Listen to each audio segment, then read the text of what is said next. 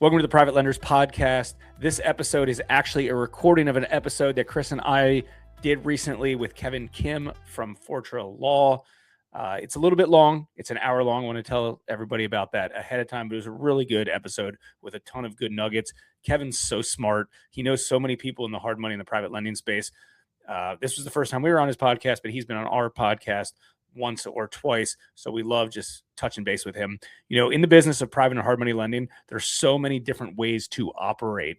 And the way that we do it might be different than the way that somebody else does it. There's no right or wrong way to do it, as long as, you know, you make good loans and you're profitable, right? There's could be bad ways to do this business. The way we do it works best for us. And a lot of things that we discuss in the Private Lenders Podcast is geared towards smaller operators that have, you know, a few $1 million deployed up to about $100 million deployed with private capital. We don't really use institutional capital, so it's something that we don't necessarily discuss, but Kevin knows a lot about a lot of different sponsors and operators and hard money debt funds. He's done work for lots of different operations. So I love chatting with him. Chris and I both love chatting with him because he's a wealth of knowledge and he's been around the industry for a long time and he just knows a lot of operators. So it's good to get tidbits of what's working here, what's working there, and just how people operate. So definitely check out this episode. I'm going to start it right now. Hey everyone, welcome to another episode of Lender Lounge with yours truly, Kevin Kim. Today, I've been on their show, now they're coming on my show, and I'm glad to have them. We have a lot to talk about. Chris and Jason from Hard Money Bankers podcast, also a company is called Hard Money Makers, but I'm glad you guys came on the show this time. I appreciate you guys making the time. For our audience, please give the audience a bit of background about who you guys are, what you do. You guys do a lot of stuff, so let's give the audience a brief explanation of what y'all are doing out there, and we'll get started. Yeah, sure thing. I bet we'll both have a few things to plug here. First, thanks for having us on. I know that we had a little, back and forth on coordinating, and yes, you've been on our podcast twice now, and glad to be on the Lender Lounge. I'm a fan of the show. I've listened to a lot of the episodes. Good to be here. So we are private hard money lenders based in Maryland. We lend around the mid-Atlantic region, and we have done so since the end of 2007. So we started kind of as the next generation, the young guys, when we were getting in the business, like everyone was, our father's age pretty much. And now we've become the older generation because we've been in this game for a while and we've seen a lot of stuff. And along the way, we started a podcast of our own and a mastermind group for lenders. And I'm sure we're going to get into detail on those. It's been a great run. Love the industry. And we love talking about it. It's one of the reasons why we started the podcast is because that's what we're doing in the office anyway, is hanging out, talking about lending, real estate investing, deals, marketing, the whole nine. Why not turn on a camera and start doing it for an audience, right? Love that. Yeah. Yeah. And, one unique thing about us that wasn't unique back in the day, but now it seems to be unique today is we've never really taken on institutional capital. So we've always funded stuff with private investors.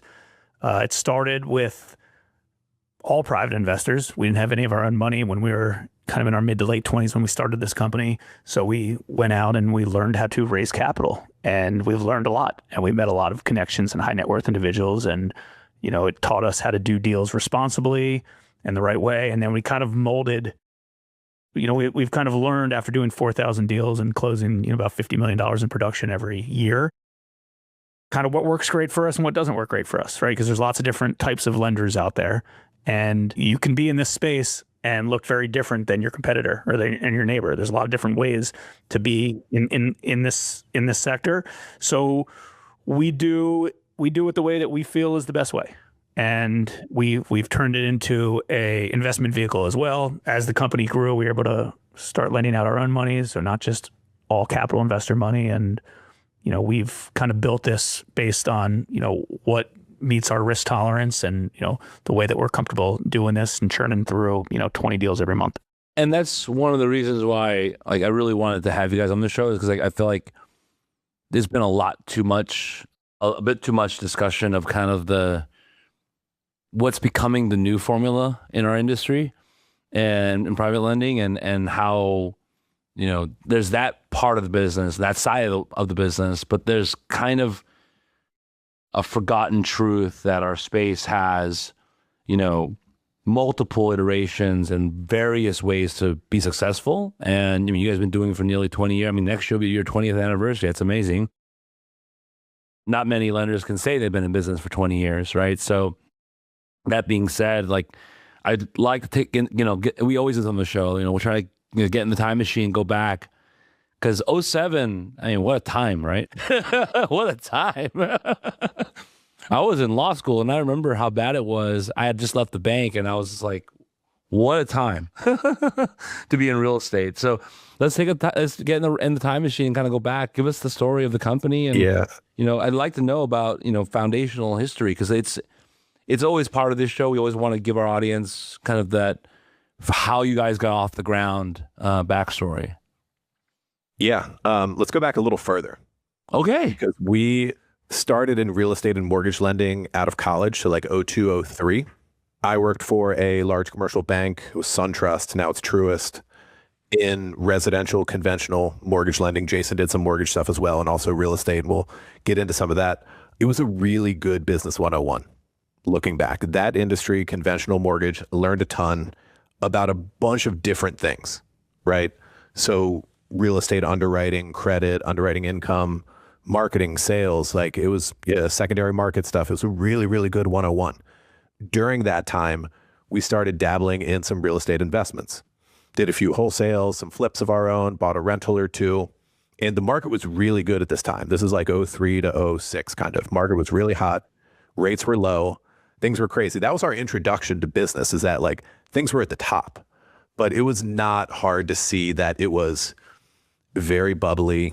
Everyone is getting really aggressive with their lending terms and the 107% LTVs and like subprime stuff. It was, even for a newbie, guys in their 20s, like figuring out business, it was not hard to see that it was a crazy time in a bubbly market, right?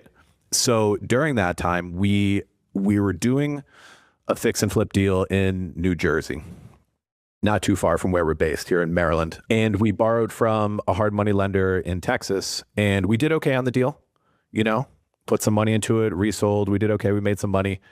The lender made some money too. And we noticed that he had to do way less work than we did in terms of construction on this property and design, marketing, selling, everything else. And with our lending background, we just thought it was a better use of our skill set than property stuff, design, construction. That wasn't our skill set then, and it really isn't as much now. So around the middle of 2007, when everything was starting to pop, we came along with the great idea to start Hard Money Bankers. We were going to raise capital. We were going to start doing this type of lending. But the problem was the sentiment around real estate, especially investment real estate, was awful. It started to sour for you guys in 07. You started seeing the writing on the wall in 07. Okay. Property values were dropping, foreclosure boom, right? Like it was a wild time and very different from now. And we had some capital, not a lot, but enough to get started. And back then, just having capital, because mind you, like private lenders took a hit too, along with everyone else. There are people who made it out clean, and there are, plenty of people who did not. And just having capital at that point in time made you super popular amongst local real estate investors, which is a complete opposite to now, right? Where everybody has capital, whether it's institutional or private, whatever it may be. There's tons of money in the space. And back then, it was the absolute opposite. It was a wild time to start, and there were many challenges back then, but also a really good time because the market was at the bottom, had nowhere to go but up. Yeah. There is very little liquidity in the private money sector. Every other lender that was out there seemed to be like, like an older attorney who had some side money and he knew some real estate investors and he'd lend them money on the side. Nobody did marketing for deals. The mindset was, I have the capital, I make the rules. It was like old school commercial banking, right? Like, I have the money, I'm going to charge you whatever I want to charge you, 18% and 8 points. Like whatever it is, and there's no competition. And it was more, it was kind of like private money with hard money rates. Right. It's kind of what we call in the office legacy hard money, right? Done the old school way, where basically it's a bunch of rich dudes calling the shots and tearing people's eyes out because there was no other option. And there was no supply, there was no demand. There was literally just like, well, there was demand, but there was no supply. Very, And very little. It was almost like you had to know a guy. I had my first exposure to that in 04 when I was a banker. I was a loan officer doing commercial loans, and we were taking out private lenders, as I call them today, but they were back then, they were the true hard money, and it was just like fascinating what they would be able to get away with. But let me ask this, like, was this the time, like for most of our guests on the show that were operating back then, it was the story of the courthouse steps. It's kind of the iteration of the business, the first iteration of the business. Like they would just show up with capital and they would just be the belle of the ball, right? Was that kind of your first way to break in, or was it already that you guys already had kind of a group of borrowers that you're able to tap into? Because it was a weird environment at the time because you didn't really, inventory was there, but like you didn't have access per se like we would today. Like it's not as real estate investing was not a popular thing in 07, you know? No.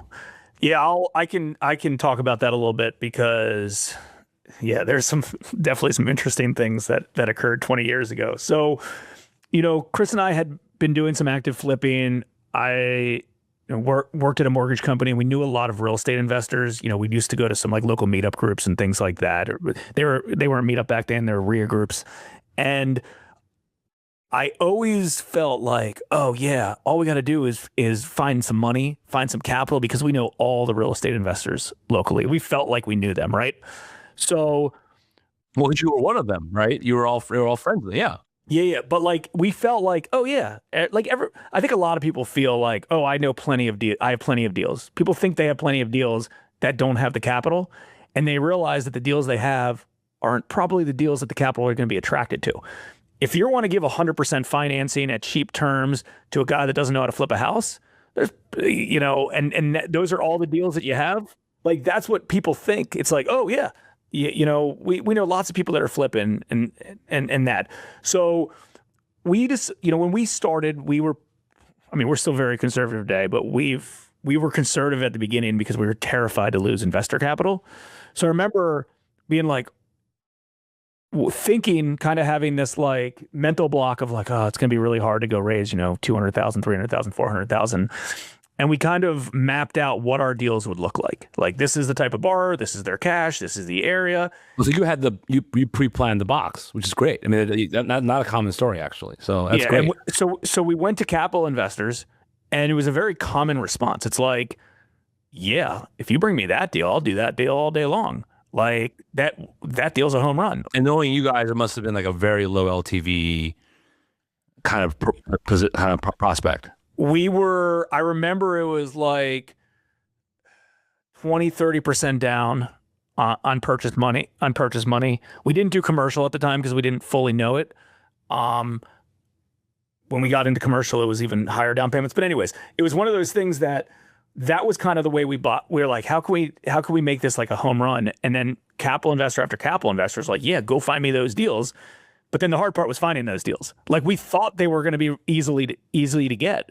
But then we talked to borrowers and be like, hey, good news. We've got capital. It's 15% in 5 points because that was the going rate then. There was no pushback on that. The pushback was like, wait, I got to put down 20% on every deal, 30% on every deal. And we're like, yeah, but it'll be easy, it'll be fast, it'll be local. And I mean, that's still what we do today. Make our borrowers put 20 or 30% down. And the difference is, back then it was like a few people to talk to. The difference is now we got to churn through hundreds and hundreds and hundreds of opportunities in order to find, to get a deal to the table. You guys weren't prospecting at the courthouse then. You guys were actually going to the community of builders. We were, but we didn't realize that those guys all wanted high leverage. No, they wanted super high leverage at the courthouse. Okay. I mean, there was a lot of substitute purchaser. We were doing, I think at the time it was just Maryland. We didn't even really get into some of the other markets just because we were located in Maryland and we knew it and we had resources locally, even though DC, Maryland, Virginia overlap a lot. But we would prospect at, a lot of people, all the wholesalers would do substitute purchaser agreements. So the wholesalers, we created relationships with wholesalers. They're like, oh, you have capital? Love to send you guys deals. This is my borrower. So we would source them through the wholesalers that bought everything at the courthouse steps. But then a lot of the borrowers wanted, high leverage. That was challenging. And it got to a point where we're like, we kind of intuitively just became a marketing machine. And that's like, we just realized it's like, we got to go to meetup groups every night. I was living in the Baltimore area. Chris was living in the DC area. So like every night I'd go to a Baltimore RIA. Every night he'd go to a DC RIA. And then like the next day we'd meet back in centrally and in the middle of Maryland, right? We'd each drive 30 minutes. You drive 30 minutes north. I drive 30 minutes south, and we'd meet up in this little crappy office that we got for free from a title company owner that we were friends with. And like, that was the game plan. And then it was, let's get the phones ringing. Let's start creating YouTube videos. Like, this is right when YouTube started. This is 07. YouTube was in its infancy. The idea of marketing on YouTube was non-existent. It was cat videos. Well, also, mind you, like for a hard money lender like us, there was no marketing. And we were the timing was good. So like we talked about how the timing was good in the real estate market, started at the bottom. So it was hard to raise, but it was also kind of like hard to lose because values were going up. But also it was the switching to the next generation. And we were in our 20s, comfortable with tech, had a real brand and a website, started getting social profiles, email marketing, all the basic stuff that's still the basics today, but no one else is doing it. Correct. I mean, I think people were still using faxes in 07 to some degree. So probably still were faxing stuff. I remember faxing. I remember faxing like, not a rate sheet because that's not what we did, but like a one pager to realtor broker, like a tear sheet, and and ask them to pin it on their boards because. I was a real estate agent right out of college for a small period of time. And, every Tuesday we would have these meetings and they would bring in service providers and we'd all huddle up. And there was like this, pin sheet, whatever that's called, a cork board with like all the service providers. And I was like literally faxing them. Old fashioned. Yeah. We would fax them that tear sheet and say, hey, can you put this up on your board? And on our way to the meetup, on our way to the re-up groups, we'd stop at, real estate offices. We stop at mortgage broker offices. We just, we bought 10,000 cards from Vistaprint, business cards. And we figured out a way to, hey, if we can get in touch with all these people, we'd come back with stacks of business cards. And then we would just put them in our email database, which I don't even know how we learned how to do that. Probably from some email marketing course that we had purchased. And we would send them emails every week. And that's what got our phone ringing, and still does today. And the fascinating part to me is more on the side of timing, right? Because you guys said it's 07. The shoe really didn't drop until 08 in mortgage, right? 08 was the year where it's just like, I mean, literally shit hit everything just fell apart, right? Bear Stearns, Lehman, everything started to happen in 08. And that was the year everyone just started, right? But you're on the up. That was our first full year. Our first closed deal was December of 07. Oh, wow. Our first industry event was January of 08 in Vegas at the Pitbull, at the old school Pitbull show. Met a lot of industry people who are still around and some level now. And 08 was our first full year. It's actually really funny. I'll never forget this. I remember we went there a few months after being in business, and I remember vividly feeling that like we had a step ahead of all of our other competition. I felt like the barrier to entry was so little back then. Back then it was. I mean, early stage, even until 2012, the market was non-existent. It was a country club type game, which what the foundations of the market were to begin with. It's all these kind of commercially weird, esoteric type transactions that were not necessarily grouped into a particular product that is today RTL, right? And so like, it was non-existent at the time, and at the time it was hyper local, right? I lend in Maryland, I lend in California, I lend in no one ever. I think when I first met a lender in Texas, they said, I just lend in Dallas, Fort Worth. I don't lend anywhere else. And that was kind of the nature of the market until 2012, at least, my recollection. 2012 or even 14. I don't think there were institutional guys in our office, physically in our office, until 2014. 14 was the big year where we saw it really came out, right? That was when like the Genesis deal happened, and that was like, and Colony had just done their first deal, and we were all kind of like, oh, there's actually horsepower in this industry. But we're moving light years ahead. We'll get there. Story. Those deals back in the day, those lenders, the best way to describe them, it was loan to own. It was we will do a loan, we will lend you whatever we're comfortable owning this property at, and that's just the numbers were at. And if you buy it at a bad price, I'm going to lend you a lot less. If you buy it at a good price, I'm going to give you high leverage.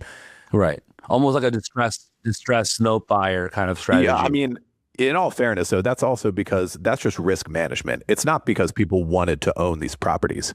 I think most every lender out there back then and today would agree that REO is just a super pain. Like, yeah, no one wants it unless you're distressed and unless you're in the NPL business, right? But that's otherwise. Unless you're specifically in that business. It also just happens to be a smart amount of leverage what you would acquire the property for. Like, the numbers work out. Whether or not you want to own and manage that property, kind of a different subject. But borrowers still think that. Oh, they just want to take the property. It's like, trust me, guys, we do not. We really, really don't. The headaches of doing that bankruptcy. Oh, man. Yeah. So when was if 08 was your first full year? Was there in kind of the life cycle early stage? Was there a moment for you guys? Okay, we've got something here. Like, this is actually really working. We're making good money. Our investors are happy. We're getting more attention. Like, was there a pivotal moment for you guys? Like, oh wow, because you say Pitbull and you say you felt like, man, we're a step ahead of other guys. What was the moment for you guys in the earlier part of the life cycle? So I bet we'll both have some input on this one. So one of the things that I never liked about the conventional mortgage industry was, one, the profit margins, and two, the lack of control. And that becomes relevant later on in the story. So once we saw that we could do a few deals, and granted, like, the pricing was wild back then, the 15 and 5, we made the decisions, we papered the file, we hit go on our own wire, and we had these great spreads where we could close a few deals and make a solid amount of money. And I would say that it did not happen that moment that you asked about. In the first year, I think we closed 18 or 19 loans in the first year.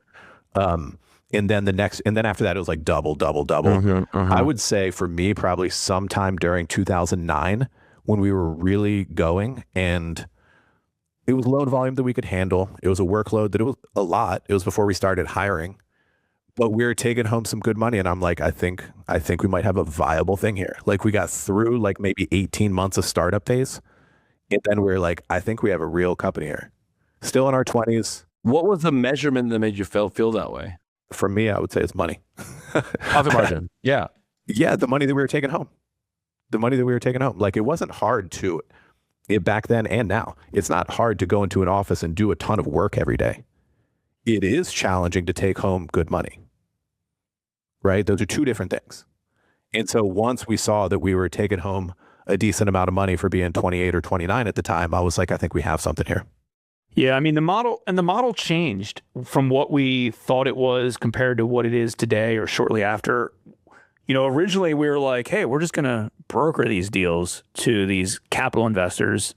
And just to be clear, those capital investors were just the high net worth guys. What were they like? Yeah, I mean, people that understood this space, that were either lending money themselves already, and they had more, they had more capital, and they wanted, they thought our deals were better. I remember we had a lot of capital investors that we created relationships early on that all understood hard money lending. They all did it themselves, but they liked our deals better. Like, our deals were just more conservative than theirs, and they didn't have to do anything, and they hated the business because they had to do everything, but they're not full-time hard money lenders. One ran a law firm, one ran another business, one ran a carpet store. They were doing it as a side hustle. And they were like, hey, if this guy comes to me, I can charge them 15 and 5 or 12 and 4, whatever, or you guys will just pay me a flat fee passively, and I don't have to do anything. So it was like, it's a better deal and it's less, and I don't have, so that it was great because they already understood the model. They were sophisticated. They understood the risks. They were willing to take what we were doing. I mean, back then when we were charging 15%, we would take a 3% servicing fee. So they would get a 12% return, a point a month. It's not bad. So they were, comfortable with that. But like, I remember always being like, oh, well, if we broker the deal to you and you service the loan yourself, you get the full note rate. But if you want us to service it, we're going to get a 3% servicing fee. And everyone was like, okay, I'll just take the higher rate of return. Everyone's like, I'll take the higher rate of return. And then it just ended up we having to service it anyways because the borrower would call us. Like that only lasted a few months until we're like, this is stupid. There's no option. Well, they start realizing what posture they are in actually, right? The investor, right? So yeah, you don't know what you don't know. The aha moment for me though for this business wasn't necessarily the business; it was the investment vehicle associated with this business, because we never knew that or thought of that side. So year 3 of the business was the aha moment when we had one of our bigger capital investors. He had about, I don't know, maybe like $3 million deployed into deals. And I remember we were printing out 1099s, 1098s, and we printed out his 1099 INT. And keep in mind, a 12% return on $3 million or so portfolio, that's close to $400,000 a year. We certainly weren't making $400,000 a year. So, at that time in year 3. And I remember like, God dang it, dude. This guy's in a few deals.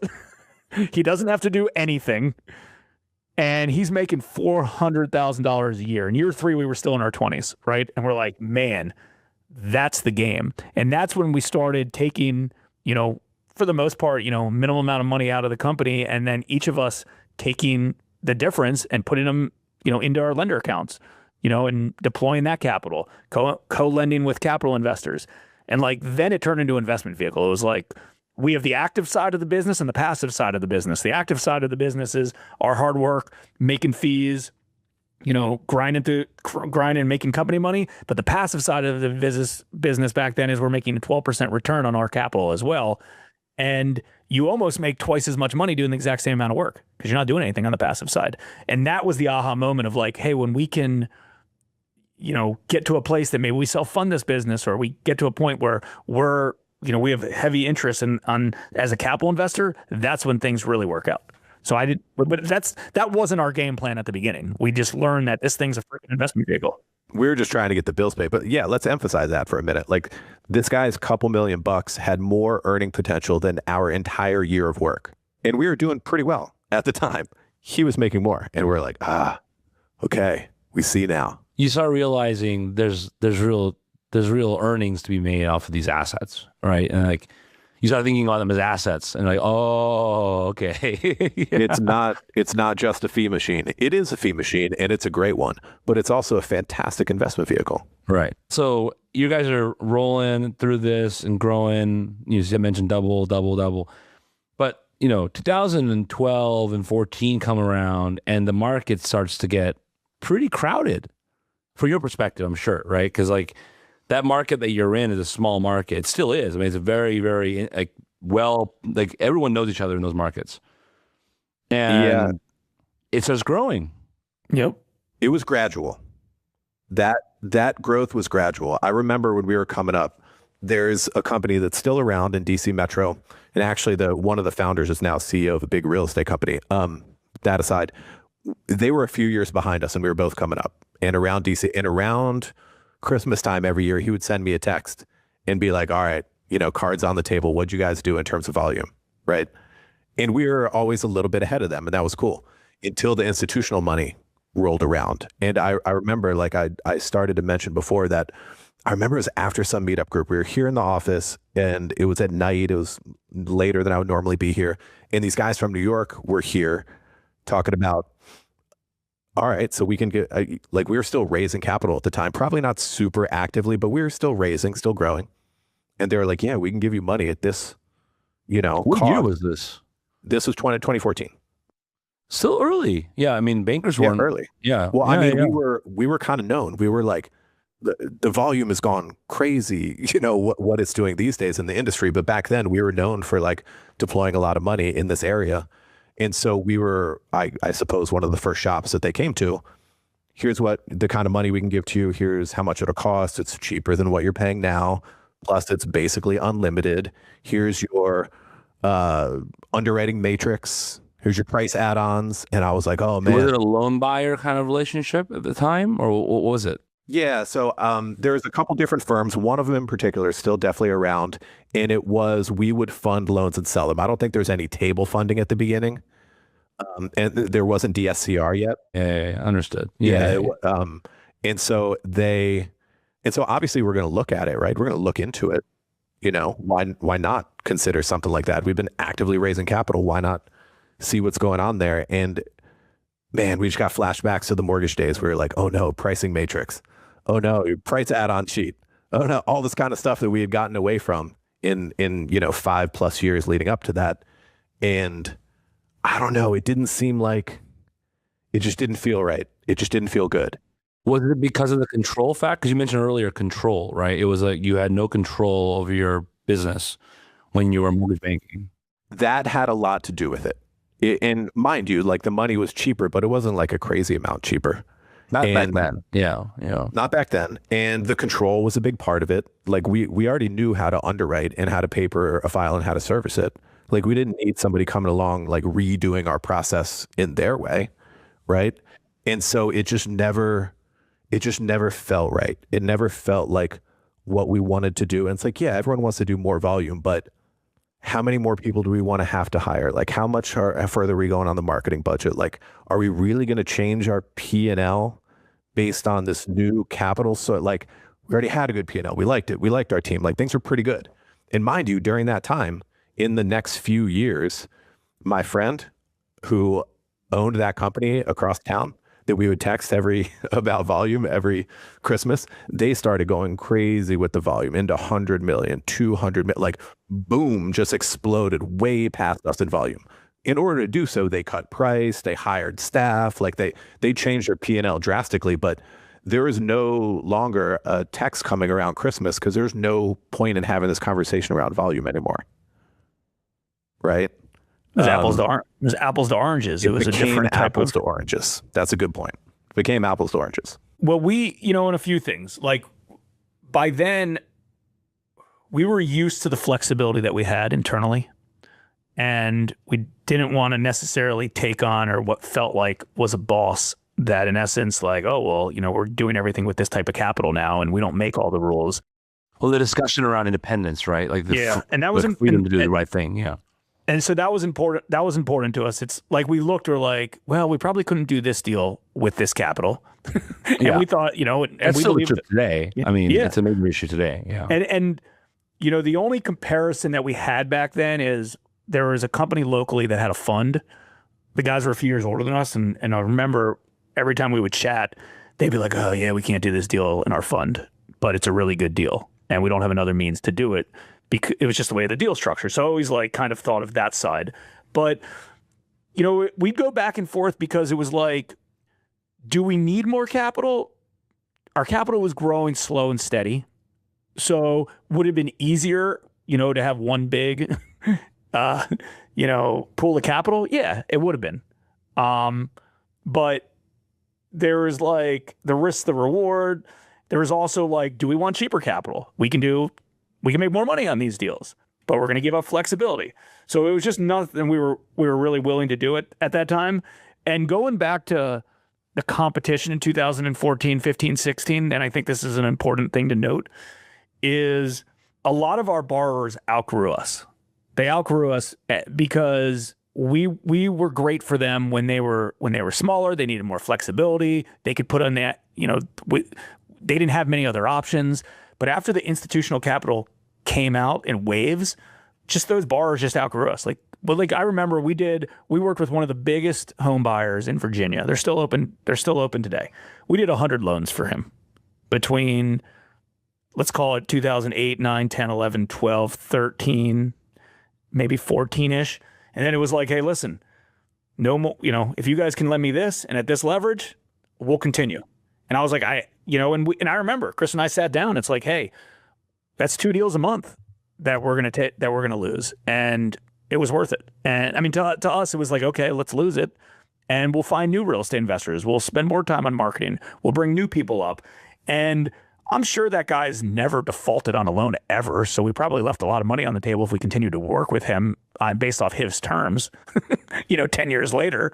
But it wasn't a direction we wanted to go in. We wanted to be. We kind of wanted to have our own model that we believe was best. And we wanted to be able to sleep at night, right? Like there's a risk tolerance that, some people have high risk tolerance. They're like, you know what? I'm willing to do lots and lots and lots of these deals. And I know a bunch of them are going to default and I'll deal with that. Well, at the time, right, the advent of someone's going to buy my loans, like some big institution's going to buy my loans. Like the idea of it was kind of foreign. And also the risk that comes with that was kind of foreign, right? So a lot of folks who had been doing this for a long time, like, what's my risk in doing this? Buyback risk. Are they going to buy back? And at the time, buybacks were not a thing. They just didn't happen for whatever reason. I mean, even if the loan was kind of not good, the demands wouldn't be sent. That's a different story today, but that was kind of the logic by a lot of the guys that jumped on board. Was like, I think at the time was they were just kind of like, they're not stupid enough to make me buy back the loans, right? That was kind of the thesis. Like, and then the buyers were becoming increasingly like trying to pick up market share, and so they were just like making all kinds of weird accommodations at the time. I remember it was a very strange time because like they would buy loans that my clients wouldn't do. And I was just like, this doesn't make any sense. Exactly. But it was strange because like clients who jumped on board, like you said, your friend on the street, like they did, have that meteoric rise. But at the same time, when we had a blip in 17 or 18, and then we had 2020 happen, a lot of them had to go back to the drawing board. So I mean, there is a lot of credit to be given to like basically staying the course, but. I gotta ask, like, there must have been some major FOMO on your guys' side. To this day, Kevin, there's FOMO to this day. So let's talk about that topic because that's important for the audience, especially like some of the people who weren't around pre. Yeah, there's a lot of new lenders being stood up right now too. So Absolutely. I mean, we came into the business being very aware of buyback risk because in the conventional mortgage business, the subprime buybacks put hundreds and hundreds of companies out of business overnight. So we were very aware of what a buyback was. And so like at first, the institutional money that was coming around was not offering crazy terms. They were kind of conservative in underwriting. The market wasn't booming. It was just good. And rates weren't like crazy low, like they were fine. And they were doing terms not all that different from what we were doing in terms of leverage and like, qualifications, like risk management type stuff. But then that started to change. And again, we've always kept our eye. We have a lot of friends in the industry. We've always kept our eye on the institutional world. And it started to turn into a situation where this loan we would not do with our own money, but we can do it with theirs. Oh, that's still a common thing right now. 100%. Yeah. Well, that's the majority of the industry now. Yeah. People just don't know that's the case. And so, what does that remind you of? The ninja loans back in 2006. I mean, what that is called is the top of a credit cycle, right? So we having a good business and knowing how to underwrite, and mind you, like the loan amounts and the leverage that we choose is not just made up out of thin air to be conservative. It's because we have the defaults and we know how they work out in the states where we lend. And we know that a first mortgage lender should not lose principal. That's part of the structure of a real estate deal. We take the least amount of risk. We're probably getting the least amount of return. And that's the way senior debt on real estate goes.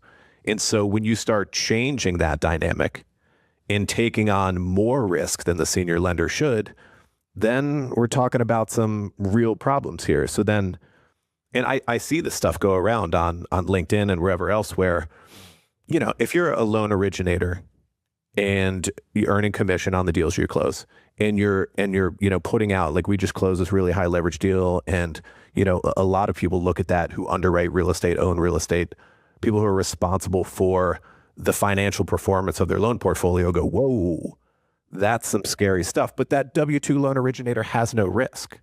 And so by all means, they should do everything their company allows them to do. But then you can't help but look at the owners of the company and think like, do you guys know what you're getting into when you're funding super high leverage new construction across the country in a market you don't know? Yeah. Are you aware of what you're getting into? Because it's just like Jason was saying before, outside of our risk tolerance. And we definitely leave money on the table because of our risk tolerance.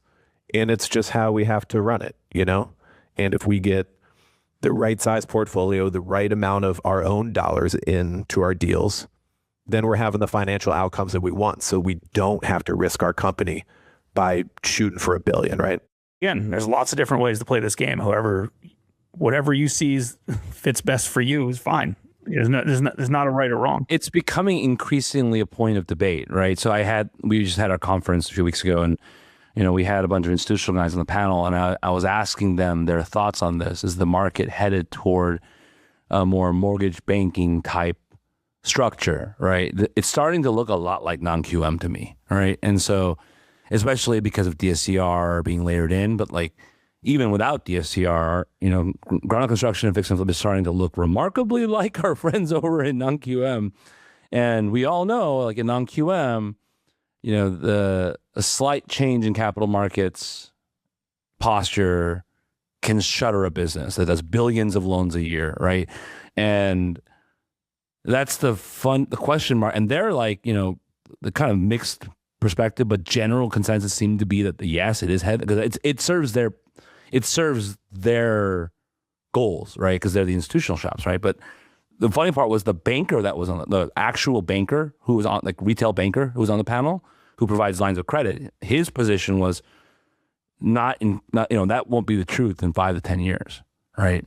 And so his position was more, when this market has to hit a correction, which it's probably going to have to soon, it's the balance sheet guys, it's the direct guys, it's the independent guys that are going to be around and clean up. Just like in COVID, right? When COVID happened, it was the local guys, the independent guys, the guys that cleaned up. And that's an indication of kind of where, and that's been my thesis the entire time.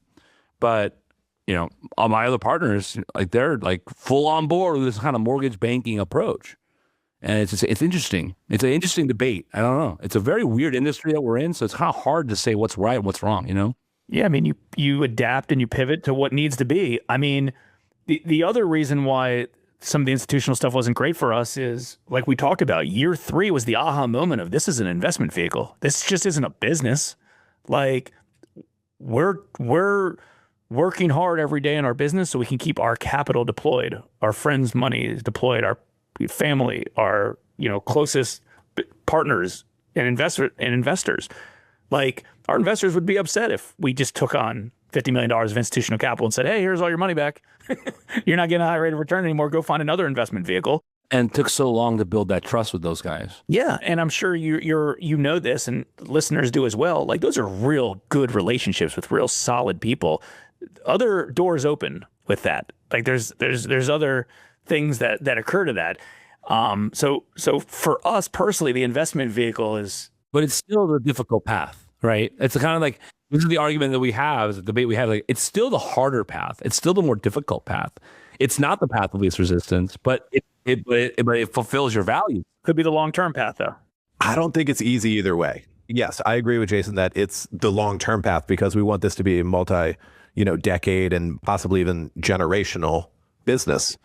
And so it's hard either way. I mean, look on the institutional side, like those guys are competing with almost identical products, similar pricing, and trying to pump out tons of volume. Well, at the end of the day, the guys who are actually ending up with those loans are basically a select few of institutional shops that are actually buying the paper. You don't have very much diversification on the actual end result of where the end loans end up. So like, it's basically the same stuff. Yeah. Being a lending company, competing in that space is very challenging. It's just like the conventional mortgage industry or non-QM. You're just trying to outmarket your competition. Sometimes you creep up in leverage to try to beat them. Sometimes you decrease pricing to beat them. It's not a great game. We'd rather play a lower volume, higher margin game where we don't have to put out $100 million a month. And we have a team of 10 and a pretty good lifestyle business, plus the investment vehicle stuff we're talking about. So like it has kind of split into, in this industry, doing similar deals, maybe not the same. You can run a mortgage company or you can run an investment vehicle. And sometimes there's some overlap, but not usually. Do you guys find yourself doing something that would be more risky to yourself, to you guys right now? Because everyone in your position seems to be saying the same things, like, "Oh, man, we're really trying to avoid this, but we find ourselves having to push a little more leverage here To do more volume, you mean? Because not even to do more volume, to sustain volume. Yeah, to keep up with the volume that they're currently doing. Yeah, I mean, it's a daily battle. to get deals. I mean, we have 4 full-time originators. Everyone's grinding. You know, we have a lot of leads coming in, a lot of marketing happening. We're trying to pick up every deal that we can that fits in our box that we're willing to do. And yeah, it's a battle every day. Here's another kind of put this in perspective. Like, we're going on year 20. Chris and myself, as both full-time owner operators of this company, devote the majority of our day on marketing and figuring out ways to originate, not necessarily doing the loan origination, but figuring out ways to keep the phones ringing, figuring out ways to keep our, go high level CRM spitting out content, text, phone calls, automation. We've implemented, a decent amount of, AI voice agents, everything that we can to stay on the cutting edge and to stay on top of this, because we need deal flow over and over and over and over. We've used leverage by having business partners and loan officers to generate more business.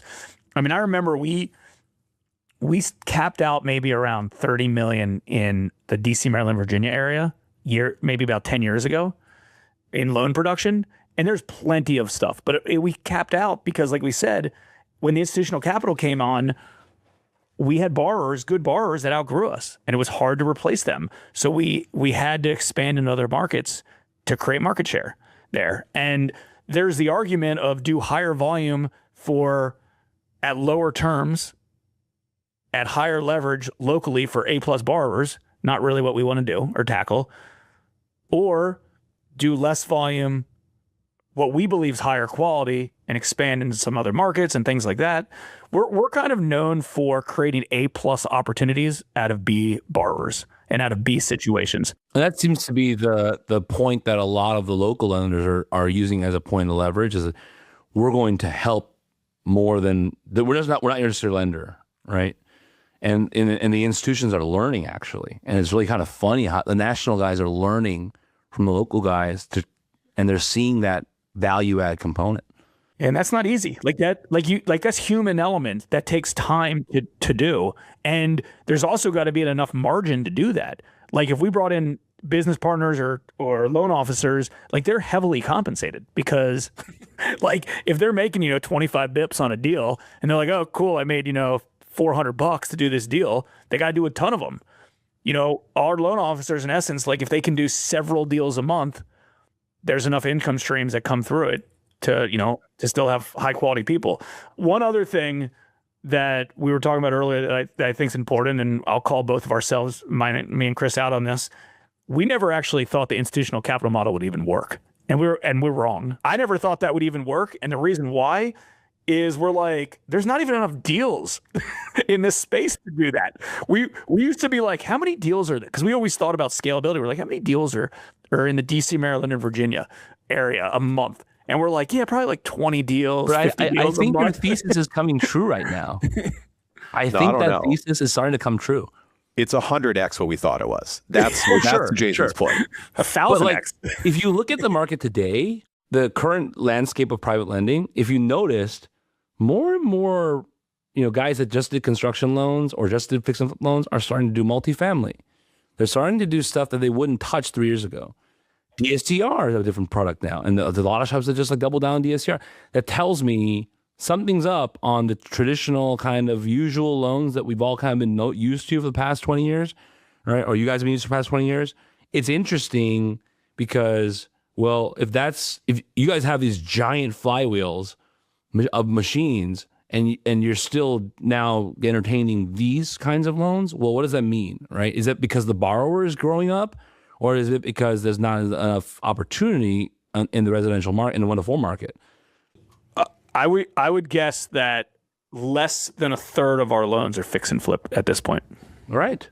No, you're right. You are right. Gradual transition to ground up construction, commercial real estate came back past few years. Like, people's businesses are evolving. One of the reasons why we were able to maintain this $50 million portfolio, and we've had the same portfolio size for a long period of time, like almost a decade at this point, and we'll do less loan volume in Maryland, but then we'll do more deals in Pennsylvania. Then we have a partnership And we open up an office in North Carolina. So we might do less deals here, but now we start doing North Carolina. Now all of a sudden we do more commercial deals. Commercial loans stay on our books for a longer period of time. So then they're outstanding. We do less fix and flip, but now there's more kind of creative bridge funding refinances on free and clear rental properties. So then those come into the mix. So we've always kind of, hey, we're not doing as much here, but it's getting replaced from other lines of business or other structures. And I think that's because this mastermind group that we run, there's been a challenge in that group over the last year and a half where a lot of people are like, I can't keep the volume up. And I'm like, well, are you only doing fix and flip loans in your local area still? And they're like, yeah. And I can't maintain that balance. And I'm like, I agree. Start looking into refinances. Start doing commercial stuff, potentially doing commercial stuff. Start trying to figure out if you're in Knoxville, Tennessee, maybe going to Nashville, Tennessee, or maybe going to Atlanta, Georgia, or someplace like that. And I'm at least entertain it, because that might be where it needs to happen, because there could be less volume. That was why I kind of always thought the institutional capital wouldn't be in this space. And I might be wrong about this too, but I've also always felt that the institutional capital would eventually leave the space if there's not enough deals for them either. Well, it's funny. I be having my foot in both sides of the industry. Like, it's kind of interesting because that is becoming a very interesting conversation, because there's different shapes of institutions coming in and out and that kind of stuff. And so we're kind of seeing a time right now where the current status quo is starting to feel like there's a little bit too much risk, and there's changes in different credit criteria and obligations and requirements. And the funny part is it's another kind of insurance, institutional money, life insurance, that's starting to make its headway into the industry. And you're seeing the first iteration was our friends in commercial, and now we're seeing it over here. And it's very interesting how, like, as one group starts to change their perspective on it, another group is starting to see, oh, hey, that's good for us. And so I think what's interesting is they see it, they like it, and so I don't necessarily know it's going to go away, but there's always going to be ebbs and flows, because they're so fickle when it comes to performance. And so, they're not going to be as long lasting in their current. It's going to change a lot, right? And the market's going to have to react with it. I would like to pivot real quick, because you mentioned the mastermind, and I don't know many lenders that operate their own kind of education group for local lenders and provide resources to them, because effectively you're creating your own competition was kind of the thought process behind that. But talk more about that, like how that started and what you're doing right now with that, because it's a very unique thing that you guys are doing. Not many lenders do that. I mean, that's why we did it. It's because it didn't exist. So we were in a mastermind group when our company was growing. It was, 2015, 16-ish. We were in Russell Brunson's mastermind. He's the founder of ClickFunnels. It was not real estate or lending focused. It was marketing, business growth. That's what we wanted to, learn about and focus on back then. And we got tremendous value from being in that group, even though we had to fly out to Boise, Idaho a few times a year. Like, it was really inconvenient, but the value was tremendous. And also in that process, we learned how to run a mastermind. So a little while after that, we were like, why are there no masterminds? Because you could, in real estate investing, for example, you could find 100 of them, right? Tons, podcasts, masterminds, conferences, you could find, hundreds of them. And in our type of lending, there was almost nothing, not even a podcast at the time. And so we started with the podcast, a Private Lenders podcast, talking about this stuff right here, right? Talking about lending, how we're running our company, managing risk, defaults, raising capital, all of it. And then that became the online mastermind. And also around that time, we kind of came into running a mastermind and consulting by accident. And here's how that happened. Our friend Nick Capitanis, he runs a lending company in Richmond, which is like one market down where we don't lend. He was following our stuff for a while. And this is back when we were one of the only few brands marketing, and like there just wasn't that kind of content presence amongst lenders. And he reached out to us and was like, hey, I've been following your stuff for a while. Any chance I could pay you guys some money and like come shadow you or learn from you for a few days?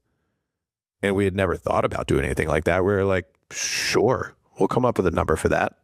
Right. And that's kind of that, plus our experience in Russell's mastermind group, is how the whole thing was born. And because we do everything kind of with private capital, own money, things like that, the whole group is set up that same way.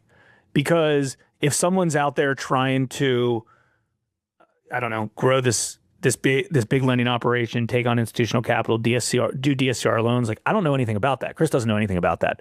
So there's so many, and I don't even want to call these lenders mom and pop lenders because they're not. Because the group, in essence, we do online stuff and offline stuff, but we do a few meetings a year. And I mean, there's dozens and dozens of lenders that come into each one, and they're all between 5 million on the low side and 100 million on the high side. And they either have a fund, or they're doing direct placement, or they're doing something kind of in between, or just lending their own money. And related to the competition, like there's not much competition because so many of them just lend locally into the areas that they know. We typically try to limit, like let's say somebody's in like Tampa, Florida, and there's a new lender that wants to come in the group. We typically poll the group to make sure it's a good fit, especially if they're in the same market. Same reason why there's not any other lenders from like Maryland in there as well, because when you're in a mastermind, you're very transparent of what's going on. You're sharing a lot of intel. It gets good and bad. But we've always come to the conclusion that, it's better to just be an ally with your competitors than anything else. There's more good than bad, at least kind of in our small sector of hard money. There's a lot of, like, I'll give you an example. There's a big well-known lender in Baltimore. They do a lot of Baltimore City stuff. They own a lot of properties. They're a big lender. And, back in the day, we would pass deals back and forth. We didn't want to do anything in Baltimore City. They didn't want to do anything in Washington, D.C. We'd pass deals back and forth. Or we'd pick up the phone and say, hey, listen, have you ever talked to this borrower before? I'm not getting a good feeling about them, and I'm scared to put them on our books. We just share a lot of resources, and there's more good than bad. And at this stage of the game, the same thing happens. There's a lender in Des Moines, Iowa, right? He doesn't lend out of Des Moines, Iowa. He gets deals in Kansas City, passes them on to a Kansas City lender. They get deals in Minnesota, passes on that way. In Chicago, passes on. That's what I love about this industry, is the community aspect of it. And we haven't raised private investor capital in a long time because we haven't really needed to, because, even, and this is kind of like a weird thing to say, but like private capital has grown quicker than the deal flow has, right? At least when like our size operation, the types of capital that we want. So if new capital, we have a lot of capital investors that reach out, potential capital investors that reach out, and they want to invest with us. We don't have an outlet for them to do that. So it's like, hey, here's 3 lenders that are in your local area that we know from our mastermind group. Call them up, see if you can deploy capital through them. So there's just a lot of sharing of resources through this group, which has been cool. I really like that. And that still does happen kind of across the spectrum of private lenders, and vis-a-vis our conferences and different industry events. But at the same time, the local guys are all hurting for more, not just education, but that whole kind of mentorship, camaraderie, kind of, and also someone that can kind of help them when they're in a pickle, right? And show them ideas that they may not have thought of. Kevin, some of these people in these group are super successful. They just don't know private lending because they don't have experience of it. And this is what happens. They come to us when they have about 3, 4, 5, 6 million deployed, and they look at their portfolio. They're like, oh my God, I have a lot of money deployed and I don't know what the crap I'm doing, what the heck I'm doing. And I'm scared. And they get to a point where, they fumbled their way through it, but now they start having defaults, or now a lot of them aren't even using attorneys to do loan docs. It's like, hey, you need to do this, or defaults happen, investor disputes happen. Exactly.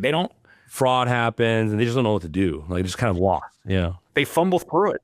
There's no roadmap. There's no blueprint unless you hook up with some people to create one, or just really, really know real estate inside and out. And even still, there's going to be holes in your game. What type of insurance do you need? What kind of software should you be using? You can join a mastermind group and shortcut 10 years of trial and error in 6 months, in 2 meetings, right? And you're getting that kind of local peer-to-peer intelligence that you won't get at a conference. So I always like the small groups that are out there. And I always wondered, we have a local trade association here in California. It's kind of a small group, less than 200 people.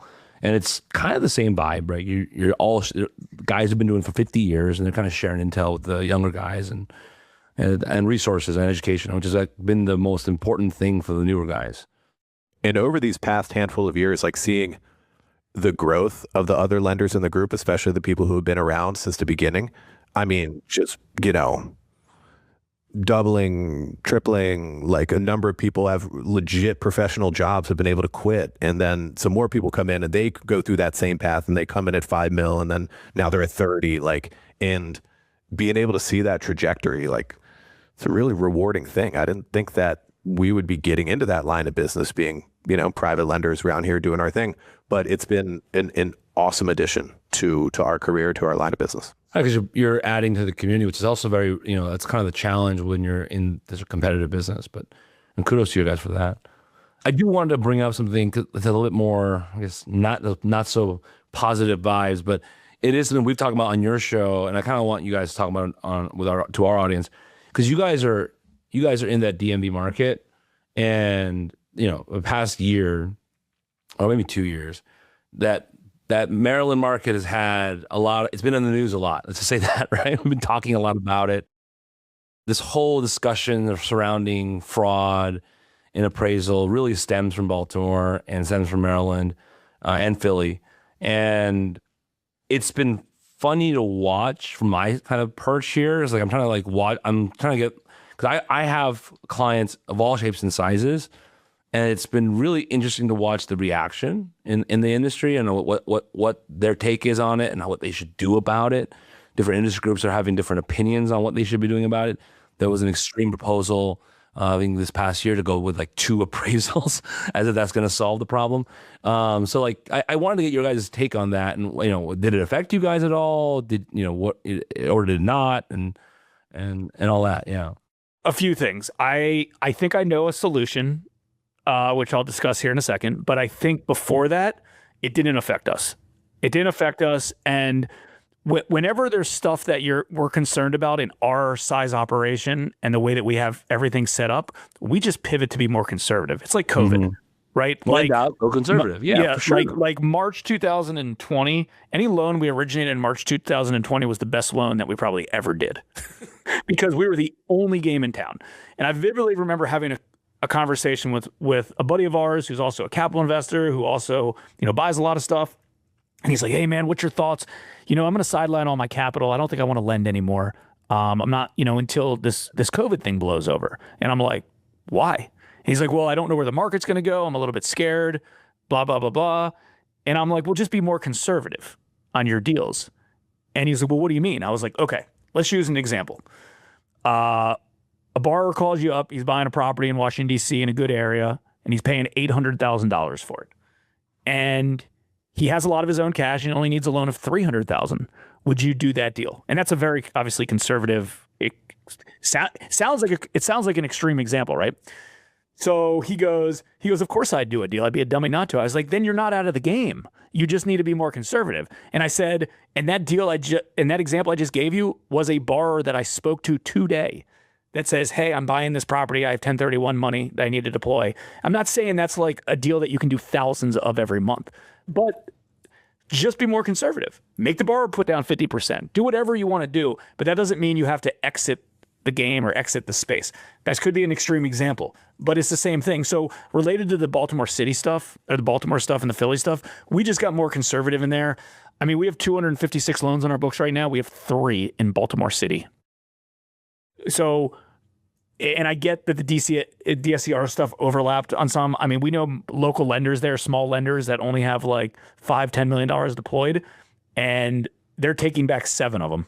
They're stuck in 7, not taking back, but they're working out 7 of them on them. So like that's a big hit for them, or it's going to be a big hit for them. So it didn't really affect us too much on that side, because number one, we were kind of conservative to begin with. Number two, we could just moving forward get a little bit more conservative if we had to. Related to a solution, because we've like what I would do if I were these companies is have in-house boots on the ground employees that know values and know the areas. So not necessarily get third-party appraisals that don't have an economic interest in the property. I would get somebody who knows the area, pay them well, and have them be their like in-house appraiser. And you go to a real estate agent that knows the area, you go to another real estate investor, you go to whoever, someone else locally, pay them a real salary, like real money, so you get the right person in there and say, hey, listen, your full-time job is on the streets looking at looking at properties, pulling comps. You're even doing property inspections for us, so I don't need third party because the way that we do it internally is, number one, like, let's say we have a property in Maryland. I live on MLS, right? My high-level job at Hard Money Bankers is an underwriter. I'm not outsourcing that to somebody else. I have an economic interest. Chris has an economic interest. We need to be the decision maker of how much we're willing to lend to this particular borrower. Okay.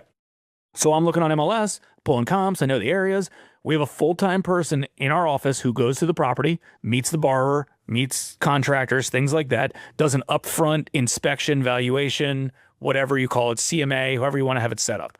So they're out there, they're doing that. They know the area really well, because if you hire these in-house appraisers, they're territorial, right? Like one person does, this part of Maryland, you might have multiple per state, depending on how big the state is or how big the area is.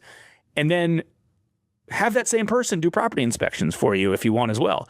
And it's been a huge benefit for us to do this because this person that internally, not only is he doing the valuation on the front end, but he's meeting the borrower, right? So we have customer service. He's doing the property inspections for us. So he sees the borrower 4 or 5 times.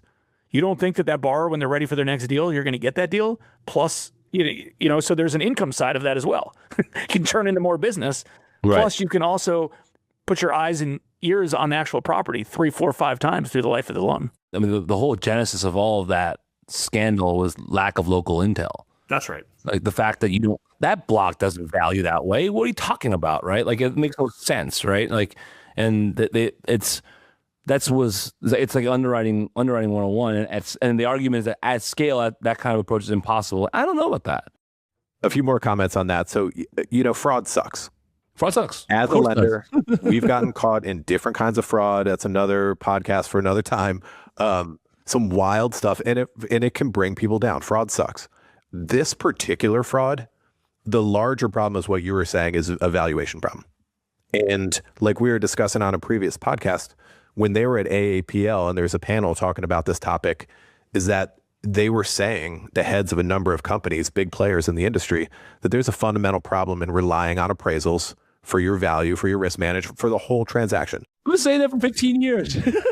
Yeah, exactly. I mean, and granted, that's the majority of the real estate lending industry, the conventional Fannie Mae, like the majority of it is appraisal based, but now there could be some major issues. So if you're a big company and you're relying on appraisals for your values, for your risk management, and your company is signing for this paper in one form or another, even if after you sell it, you're responsible for X percentage of it, there's a big problem there. I think they're a combination of what Jason was saying, kind of like what Jack Bevere does at Dominion.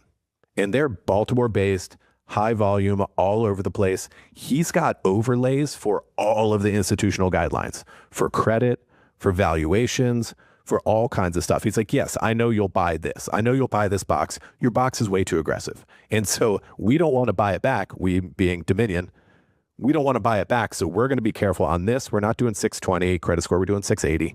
We're going to underwrite these third-party appraisals that you require to make sure that they check out, and then we'll sell to you, right? See, I think that the wisdom there, though, is that comes from their background in commercial real estate. Because in commercial real estate, you can't trust an appraisal as far as you can throw it. It's worthless. The paper it's printed on, and so like and I think their original background is commercial real estate. I mean, it's Fred's original background is commercial real estate, and like knowing that of them, like I wouldn't be surprised that they say that.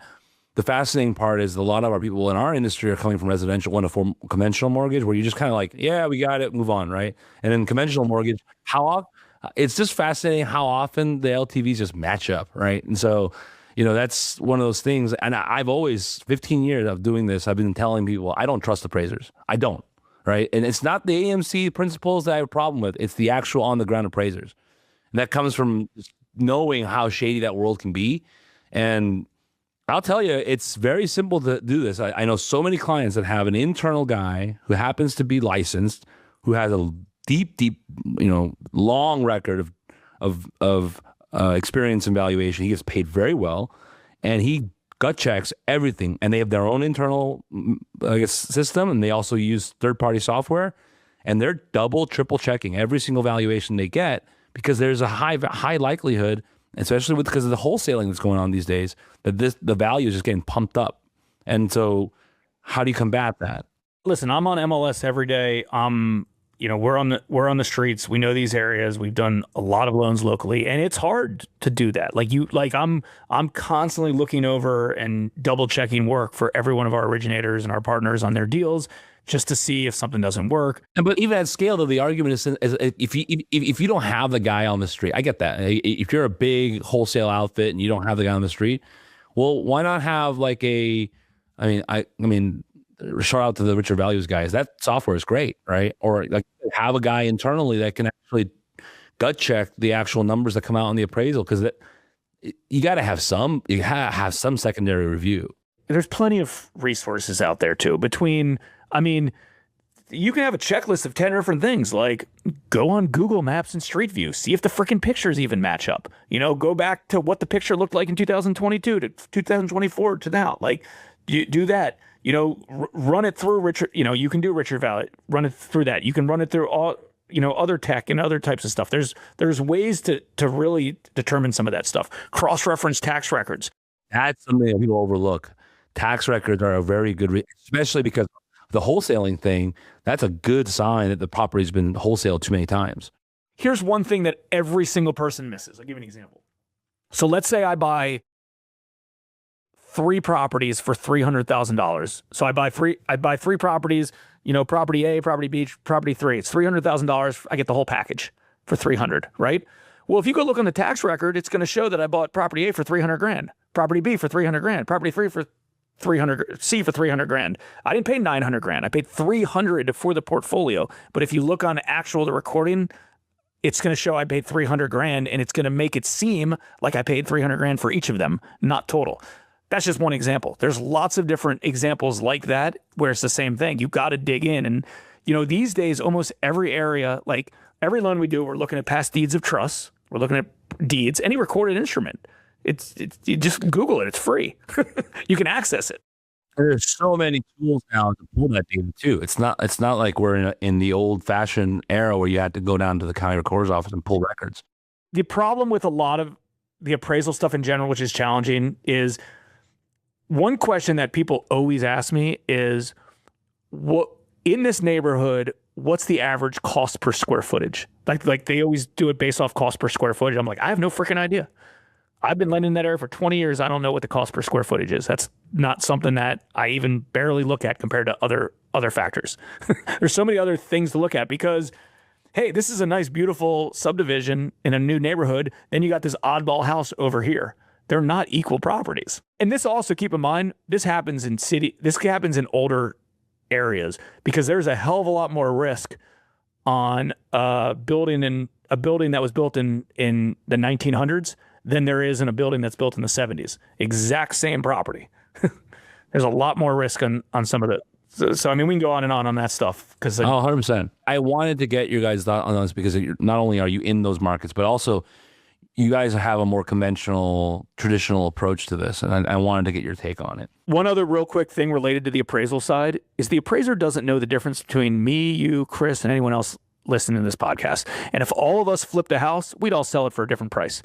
You might have more experience, right? I might, say, hey, I come from a big family, so I would want 5 bedrooms, so I'm going to put 5 bedrooms in here. Oh, I come from a small family, I'm going to put 3 bedrooms in here. And then you're competing with the biggest home buyer who's like, I have to paint my door this color, or I have to make my closet this. You don't know. The appraiser doesn't know. The appraiser doesn't know that, hey, this guy's got a 500 credit score, this guy has a 600 credit score, this guy has a 700 credit score. He doesn't know what his background is. He just knows on paper, what statistically it says. And sourcing of the data on their part seems to be more of an art when it should be a science right now at this point. And it's not one of those, and it's also kind of questionable too. So it's just, I don't know. It's been a thing that I've always wanted software to catch up, and I think it's here now. And I think that and it's a time where, like, guys, we have no excuse for secondary review, and it's really easy to do. And you can gut check, or you can do it through a human method. The human method's also on the table. I think human method ends up being, well, it'd be way cheaper than all the money people lost in that fraud. I think so. And it's being done at the highest level by some shop, but it's just other folks are just like, I can't justify that expense. And I'm like, yes, you can. Yes, you can. You know? Yeah, I mean, because it's an upfront expense and they're getting paid on it later. And I get it. I mean, we think of that stuff in our business every day. All right, guys. Well, I think we're running out of time. Let's make sure our audience can find you guys. And if any of the local shops want to get more involved with you guys at your events and stuff like that, how do they find you? How do they reach out to you guys so they can get in touch? Yeah, sure. So anything lending wise is hardmoneybankers.com, and anything content, private lenders podcast or hardmoneymastermind.com. We're out there. We put out a lot of free content. Hopefully people get some value from it. Hopefully as much value as I've gotten from so many of your episodes in the past. So thanks again for having us. Absolutely. So if you're in that market in the Northeast, give these guys a holler, especially if you're scaling and you need some help. You know, these guys are a wealth of resource, and I love talking to you guys. It's been a blast. Thanks for having us being on the show, and we'll do another one soon. This is Kevin Kim for Lender Lounge, signing off. Subscribe to Lender Lounge on your favorite podcast platform, and visit our website, fortralaw.com, to learn more about how we can help you scale. Check out the episode summary below for other valuable resources.